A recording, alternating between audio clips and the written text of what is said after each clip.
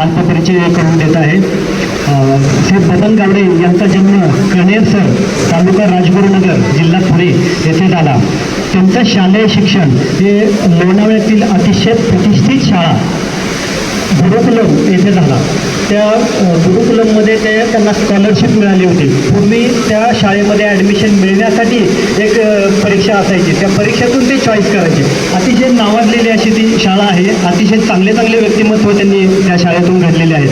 तिथं त्यांचं शालेय शिक्षण झालं आणि टाटा मोटर्स FTA म्हणून ते त्या शाळेतून 10वी झाल्यानंतर इथे FTA म्हणून जॉईन झाले. खऱ्या अर्थाने FTA ते घडले. आज गावडे हे टाटा मोटर्समध्ये रेकॉर्ड करून रिटायर होत आहे. ते त्यांचं 45 वर्ष सर्व्हिस त्यांची झाली आणि आत्तापर्यंत 45 वर्ष सर्व्हिस करून कोणीही रिटायर झालेलं नाही. एवढ्या वर्ष त्यांची सर्व्हिस झाली. त्यामुळे लोक त्यांना म्हणायचे की तुम्ही टाटा मोटर्सचे जावई आहे. पण ते प्रेमाने म्हणायचे.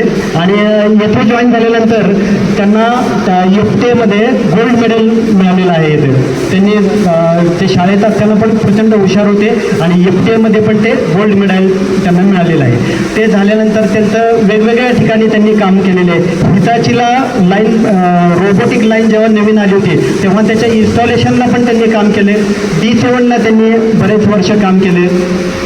त्यांना सगळ्या प्रकारचे अवॉर्ड मिळाले. Man of the month, man of the year, suggestion, quality. आता एक आमच्या इथं CL251 म्हणून मशीन आहे, त्याचं एक पेटंट मिळालं आहे. तर त्याच्यामध्ये पण त्यांचं नाव आहे.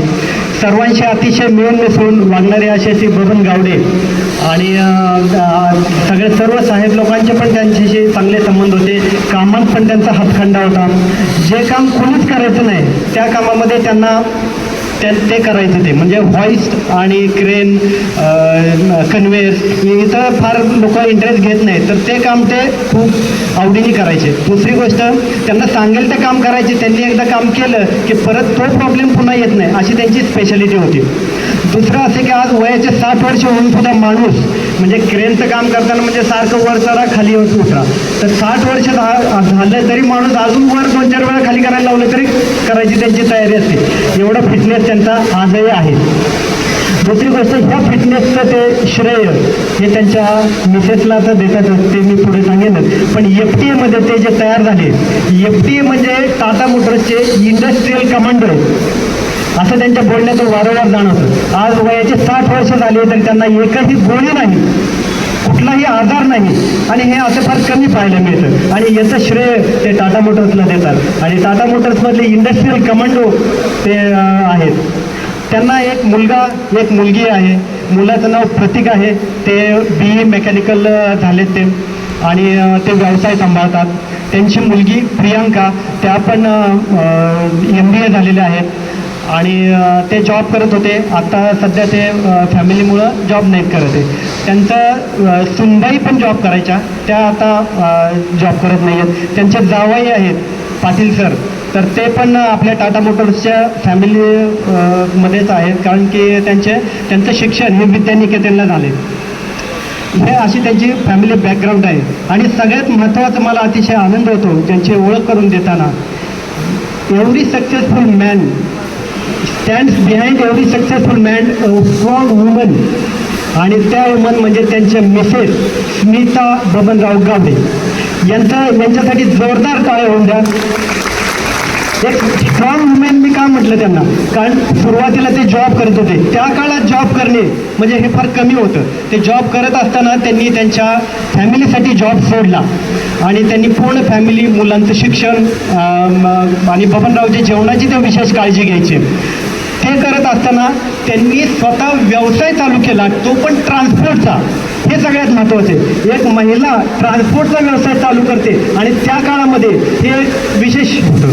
आणि बबनरावनी मला एक घटना शेअर केली की बबनराव सिमल्याला ट्रिपला गेले होते आणि इथं त्यांच्या ट्रान्सपोर्टच्या एका गाडीचं इंजिन सीज झालं. त्यावेळी मोबाईल नव्हते, लॅपटॉप नव्हता, कम्प्युटर नव्हतं आणि त्या काळात हे कुठे कॉन्टॅक्ट करणार. तर बबनरावचा तो कॉन्टॅक्ट झाला नाही. तर मॅडमनी ते सीज झालेलं इंजिनचं दुसरं ट्रक अरेंज केला, माल लोड अनलोड केला, तिथे जिथं पोचवायचं तिथे अनलोड केला. तिथले ड्रायव्हर सगळ्या गोष्टी केला. ती गाडी जिथं रिपेअर करायला टाकायची तिथल्या टू करून तिथं रिपेअरिंगला केले, ओके करून घरी आणले, मग बाबूराव घरी आले. एवढं करणं हे एका महिलेच्या दृष्टीने हे काय सोपं काम नव्हतं हे. आणि त्यांनी जॉब सोडला, घर सांभाळलं, पण घर पण एवढं उत्कृष्ट सांभाळलं. त्यांचं नशीब पण चांगलं आहे बबनरावांचं, की बबनरावांच्या घरातल्या सगळ्या महिला त्या नोकरी केली आणि घरासाठी नोकरी सोडली, हे सगळ्यात महत्त्वाचं आहे. त्यांची मुलींनी पण नोकरी केली, घरासाठी नोकरी सोडली. त्यांच्या सुनबाईंनी पण नोकरी केली, घरासाठी नोकरी सोडली. आणि त्यांच्या मिसेसनी पण हा जो हे घालून दिला पायंडा, ते त्यांच्या पुढच्या पिढीने त्यांनी हे केला. अशी यांची फॅमिली बॅकग्राऊंड आहे आणि असं ते बबनरावांचं कर्तृत्व आहे. आणि अशी माणसं, असे नावाजलेली माणसं, अनुभवी माणसं आपल्यातून रिटायर होत आहेत.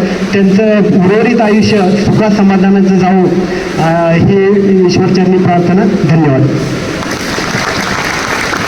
धन्यवाद. यानंतर